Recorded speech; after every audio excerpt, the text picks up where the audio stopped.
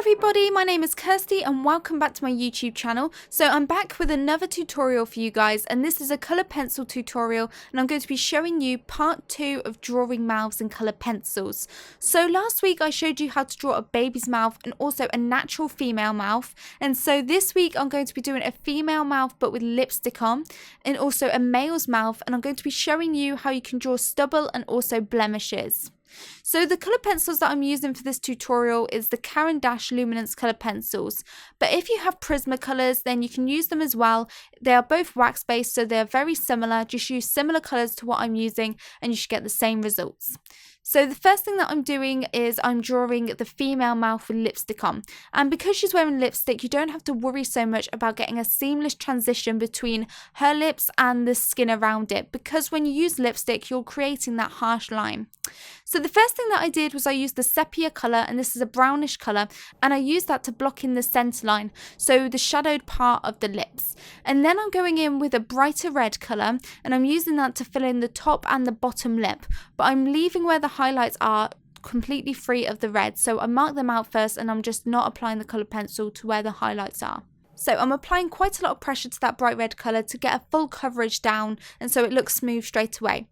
And now I'm going in with a darker red to do the shadows, and I'm just applying this where the shadows are on my reference photo. And you have got to pay a lot of attention to your reference photo to see where each mouth has the shadows and the highlights, because it's not the same for every mouth, but it's important that you get in the highlights and shadows to make it look three-dimensional and realistic. So once I marked in where the shadows are and added some of the creases, I'm going in with the white colour pencil and I'm using that to block in some of the highlights and add in a bit more shine onto the lips. And it's important that when you're drawing in the creases that you follow the curvature of the lips, because this will make them look three-dimensional. Otherwise, if you just draw them straight, then it will look quite flat and unrealistic. Okay, so I'm finishing with the lips for now and I'm moving on to the skin around the mouth. So the first thing that I did was I applied quite a heavy layer of the burnt ochre 10%, and then I went over the top in the shadowed regions with the burnt ochre 50%, and then for the darker shadows under the bottom lip and on the cupid's bow I am using the burnt sienna 10% and the burnt sienna 50%.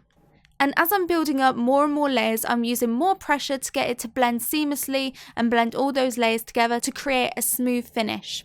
Also, where the skin was a bit warmer, I'm using more of the burnt ochre 50%.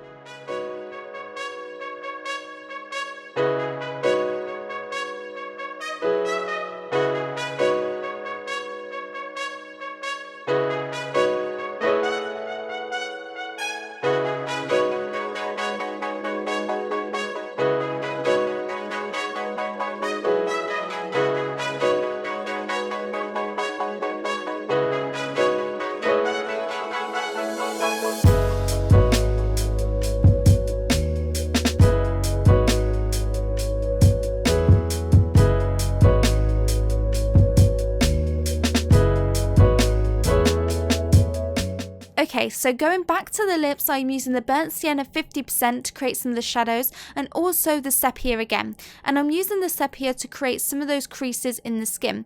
And these creases are what adds 3-dimension and also texture to the lips. So even though she had lipstick on, there was still a bit of texture in the lips. It wasn't completely smooth. So it's important that you add in these creases to make it look realistic. So I'm also using the sepia to transition from where I drew that harsh centre line to the rest of the skin as well.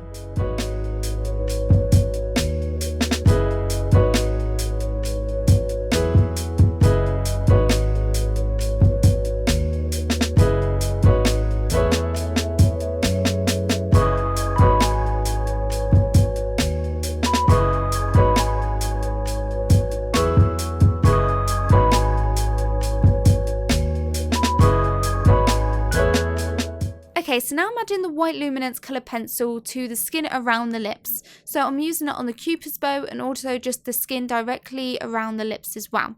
So where I want a brighter highlight, I'm using more pressure on the white pencil, and this just adds more of the white colour pencil to give me a brighter highlight.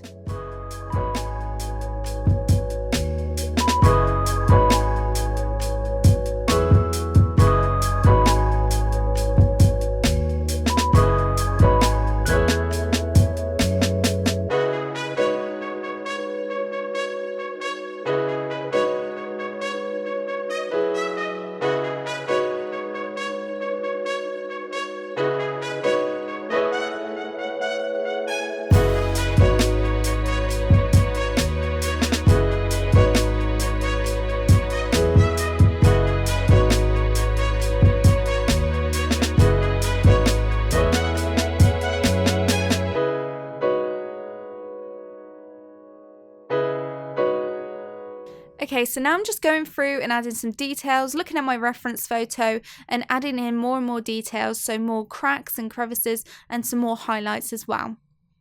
So once I created the skin, if I want to glaze more colours over the top, I use the side of the pencil, and this lays a layer of colour onto the skin without ruining all the smoothness that you created underneath.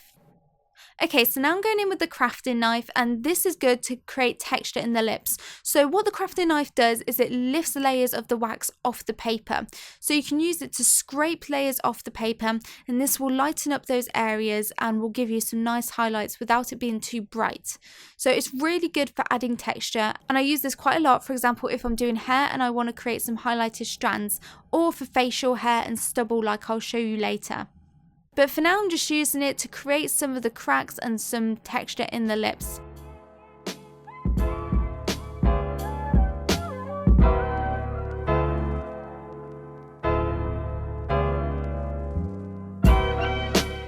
And now I'm going in with the white gel pen, and I just use this on the really highlighted parts of the lips. So don't use it everywhere, use only a little bit and only use it where there's the harsh highlights. So this tended to be where the skin was a bit wetter, so where the light bounced off the wetness of the skin. And this gives a really nice shine to the lips as well. And then I just go back in with that crafting knife and the white colour pencil to smooth out where I've put that white gel pen, to scrape some of it off so it doesn't look so harsh and just make it look very, very subtle.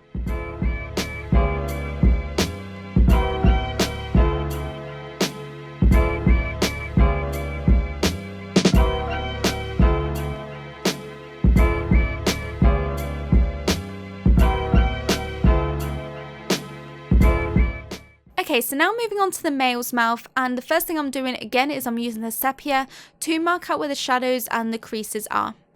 And where the shadow's a bit deeper, I use a bit more pressure on that sepia pencil. Next I'm going in with the burnt ochre 50%, and I'm using this to establish where the shadows are on the lips. And male lips tend to be a lot thinner than female lips, so they're not as full. And then I'm also using the burnt sienna 10% and also the burnt sienna 50% to mark in some of those shadows again and to add the layers and add more foundation to the lips.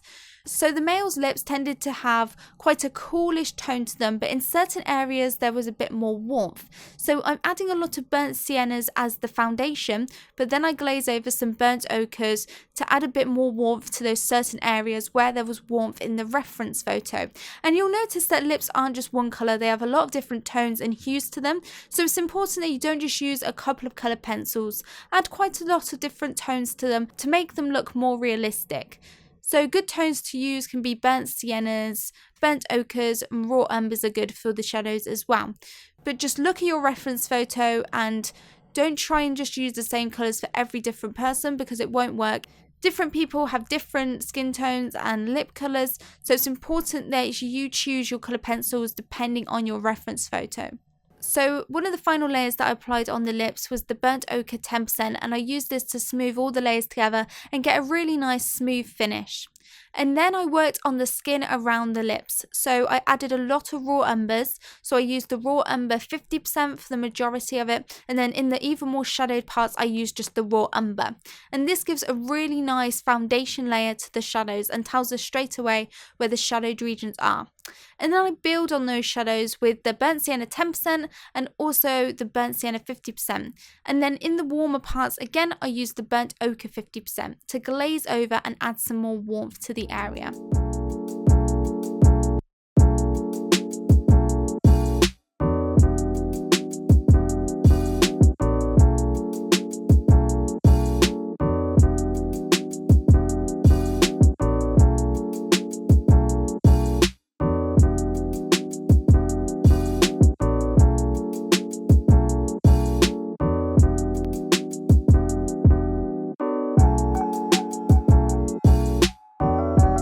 So now I'm just using the burnt ochre 10%, and I'm using this to smooth out the whole of the skin around the area.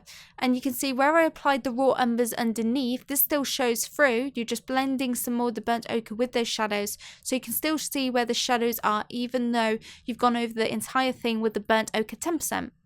And as you can see, I'm trying to transition where the lips are into the skin, so it doesn't look like there's a harsh line separating the lips and the skin. It looks like they transition into each other really nicely, and that's what you're aiming for. You don't want there to be a harsh line, you want it to be very subtle and natural.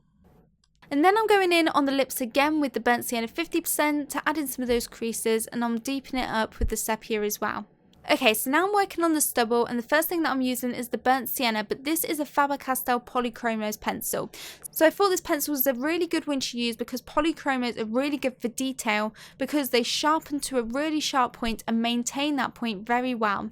So I used that to add some of the stubble, and I just used very light strokes, and I didn't use much pressure at all. In certain areas I used a bit more pressure to get a variation between the different hairs that I was creating, but on the whole I didn't use much pressure. And then I went in with the sepia colour, and I just used that to add in some darker stubble to add more variation yet again.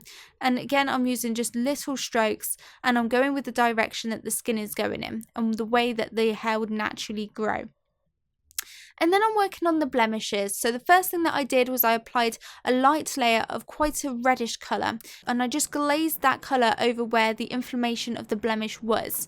So when you have a blemish, it tends to be the area around the blemish can be quite red as well. So I just glazed that over the top of where the areas of the blemishes were.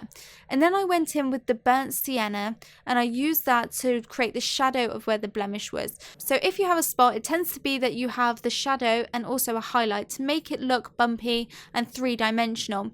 So I added in a curved motion with that burnt sienna, and then I just used the white pencil to pick out some highlights. And that's really all I did to create these blemishes, and it's a really effective way of making them look realistic and also really easy to do as well. And now I'm just going in with a very sharp and luminous white colour pencil, and I'm using that to pull out the highlights in the lips and also add some highlights to the areas around the skin. Now, it was very important to me that I made the blemishes not look the same, so I added some variation. So where I wanted more of a subtle blemish, I went over with the brown ochre and I just glazed that over the blemish, and it really softened it out and made it look more subtle, which meant that there was more variation between the different types of blemishes that I'd created.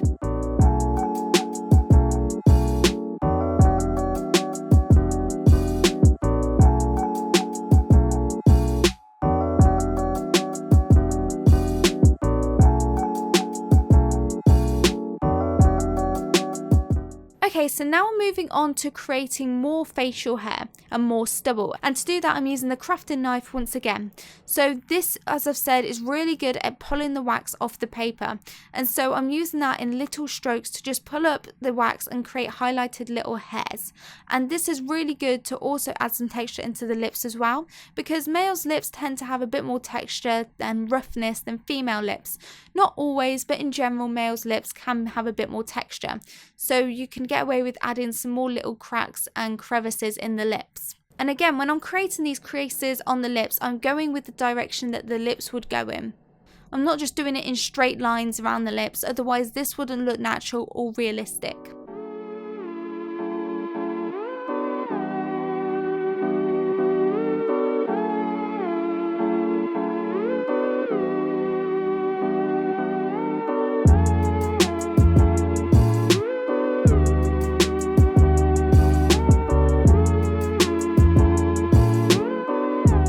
Anyway, that's it for this tutorial. Here are all 4 of the mouths compared, and again those top 2 were from last week's tutorial, so if you missed it and you want to find out how I drew them, then make sure you check it out and subscribe to my channel if you found this tutorial interesting and you want to see even more colour pencil tutorials. Anyway guys, thank you so much for watching this tutorial. As always, I'll leave a link to my social media sites in the description below, and I'll see you in my next video. Bye!